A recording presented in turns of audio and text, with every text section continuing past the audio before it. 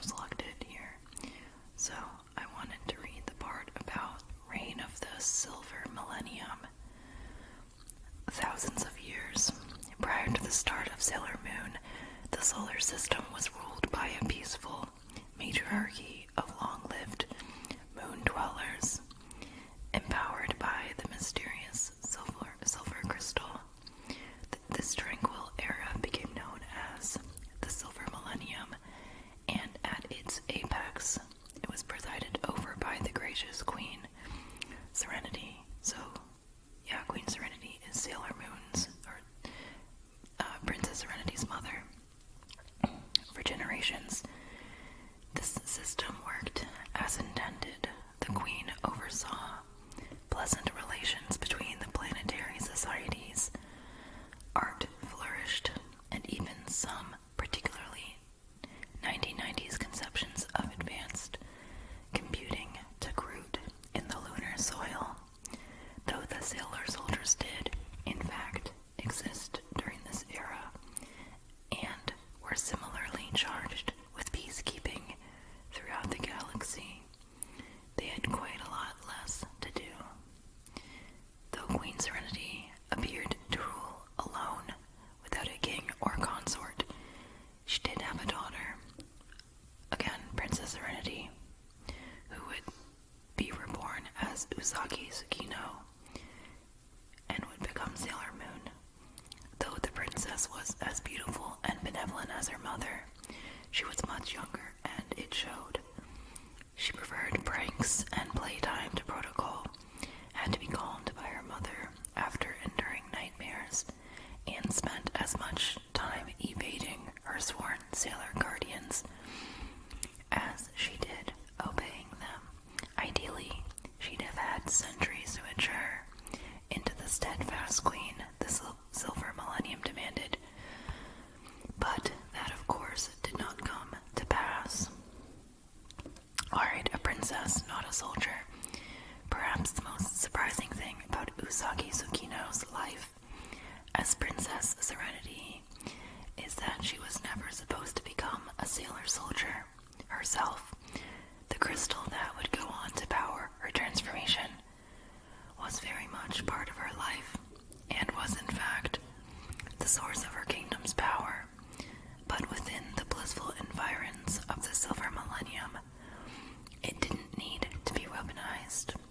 Serenity was a queen in waiting to be protected by the more active, everyday work of her sailor guardians.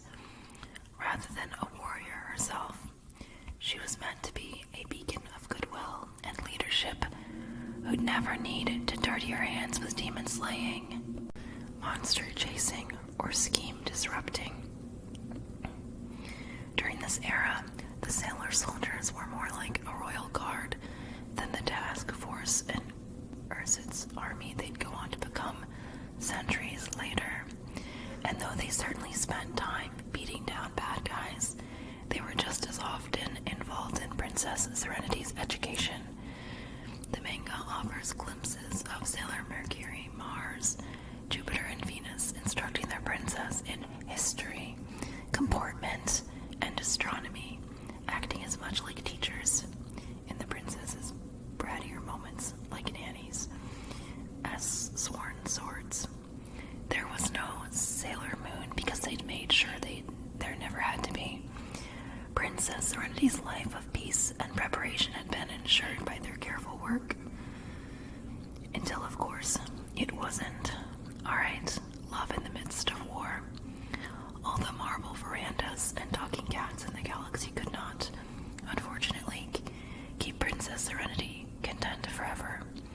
She longed for adventure, excitement, and novelty, and found it in the last place anyone could have ever expected.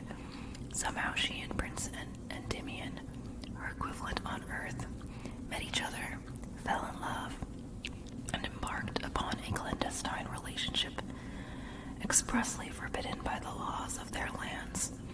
Relationships between the moon and the earth grew more and more frayed during this time.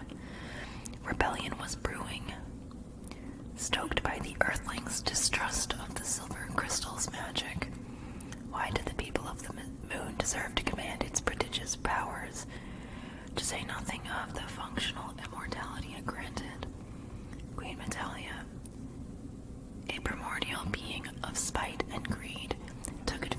this burgeoning disorder, ultimately using the woman who would become Queen Beryl as a figurehead. In swift succession, Serenity became a symbol of the moon's mendacity, and Damien's love for her was deemed an unforgivable betrayal, and the violence that would tear the lovers apart exploded into open warfare. The Silver Millennium was over, and with it, Princess Serenity's child. The end of an era.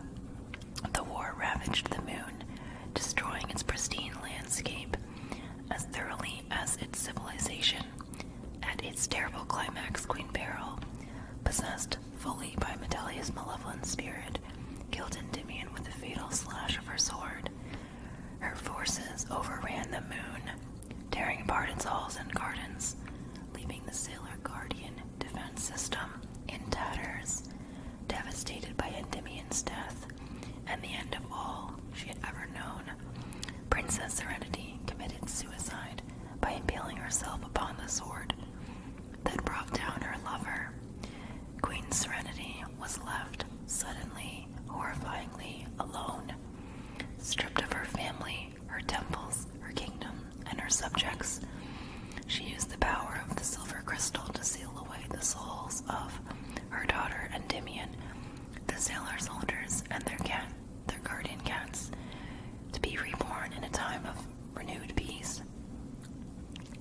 There she hoped they might prosper once more, find love in each other, and seal away the evil that had laid waste to their home. With this final effort, she too fell dead, and Princess Serenity became the heir to all she had left behind. A modern girl with modern problems. Centuries passed until the souls of the Silver Millennium found a home in modern-day Japan. Though they all took root near Tokyo's Zabujuban district, their lives varied wildly. Sailor Mars became a reserved keeper of her family's ancestral Shinto shrine. Sailor Mercury was raised by her elegant single mother. Sailor Jupiter was orphaned at an early age, and Sailor Venus led a pre-series life as the vigilante Sailor V. And also, I believe Sailor V is actually the real leader of the Sailor Scouts, or at least the Inner Senshi, to my knowledge. The show is just really interesting. But anyways, back to what I was reading. What life was Princess Serenity reborn into? A remarkably normal one, especially when compared to her friends. As Usagi Tsukino, she became one of two children born to Ikuko, a housewife, and Kenji, a magazine editor.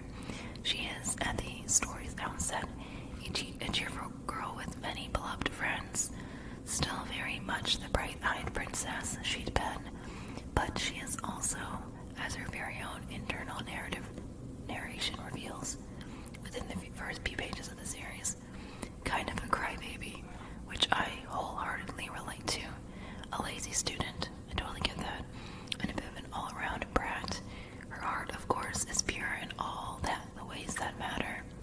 She might drag her feet on the way to a challenge, but she'll show her mettle once she's there. But one is better off not asking her after her most recent test scores.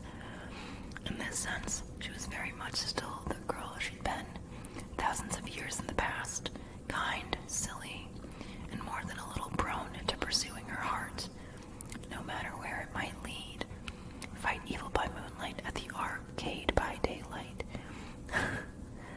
What one might wonder, was Usagi wasting her time on when she wasn't completing the homework and chores her authority figures were always complaining she shirked? Indulging in that most modern of vices, in fact, video games. That's right, Sailor Moon is one of the most famous fictional gamers around, so devoted to the medium that her fandom is introduced in the very first chapter of the manga. Alongside such iconic Sailor Moon elements as Luna and Tuxedo Mask, she indulges most often at an arcade near her home, managed by an older boy she nurses a crush on, a location that would become a secret base for the sailor soldiers. But before they were making battle plans in its basement, it was just a place Usagi went to crush her high score on the Sailor V game. Later on in the series, Usagi is seen playing games on home consoles. One wonders what her favorite Nintendo 64 titles were, but the arcade remains a special place for her to gather alongside her loved ones. The Silver Millennium of her first life might have crumbled in the face of evil, but silver lining, at least it means Usagi got to be reincarnated in time to check out Banjo-Kazooie.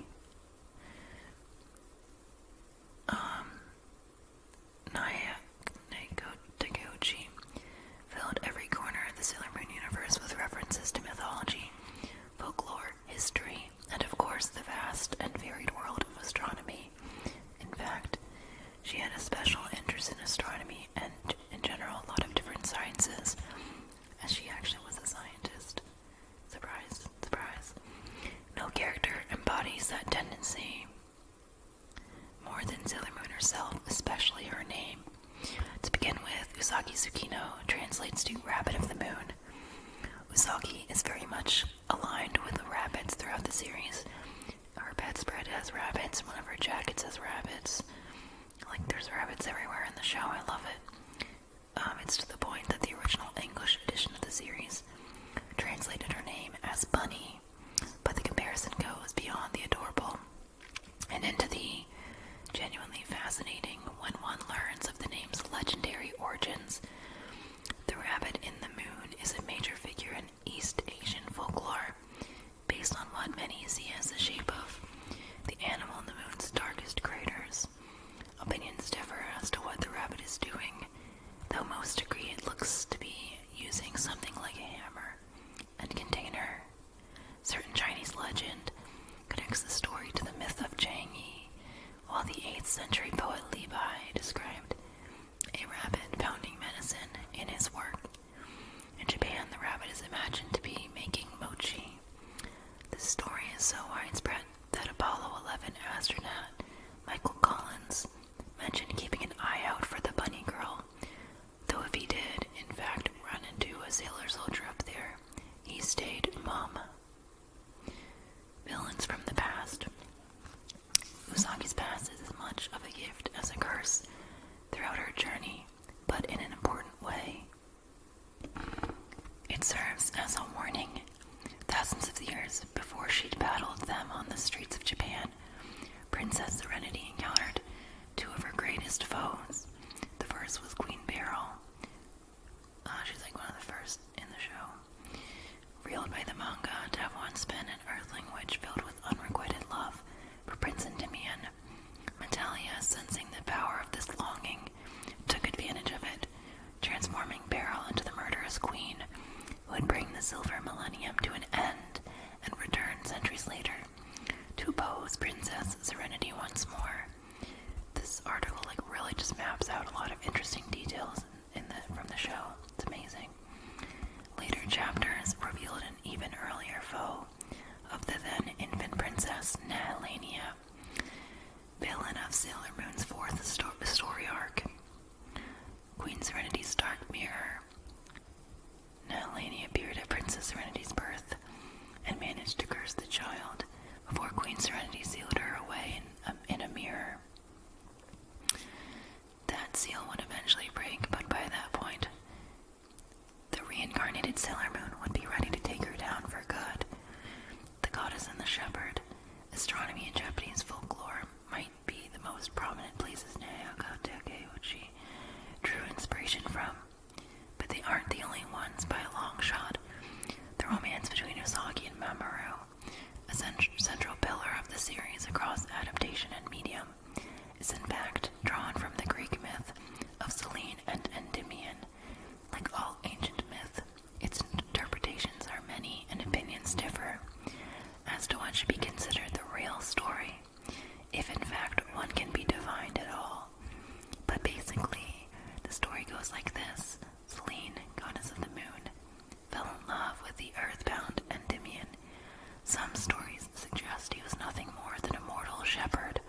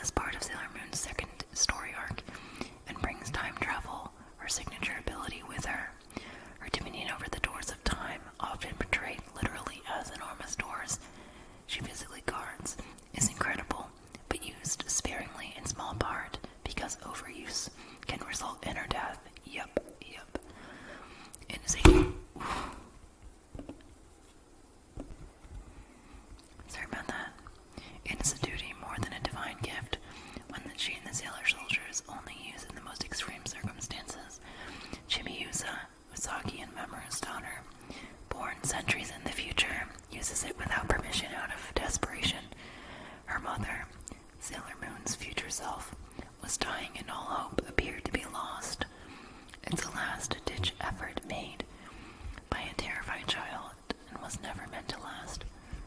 And yet it did. Perhaps the strangest aspect of Usagi's life story is that she ends up spending most of her teenage years with her time-displaced daughter, which is like really weird, but okay. Living as sisters in the Tokyo of the 1990s, though Chibiusa idolizes the Usagi of her time, she finds her mother's girlhood self to be bratty and unimpressive. Love does eventually bloom, but only after many years, battles, and fought over desserts. Astrology, birthstones, and blood types. A big part of the fun of creating any character is sprinkling them with the sort of details that might never make it to the page. What's their favorite food? Biggest guilty pleasure? When were they born? And how do they celebrate their birthday? Nayako Takeuchi indulge in this to a degree even the most seasoned fans might not be aware of. Did you know, for example, that Sailor Mercury's favorite food is sandwiches, and that Sailor Venus has a tendency to mouth off to cops? Sailor Moon herself is no exception. Every aspect of her name, background, life,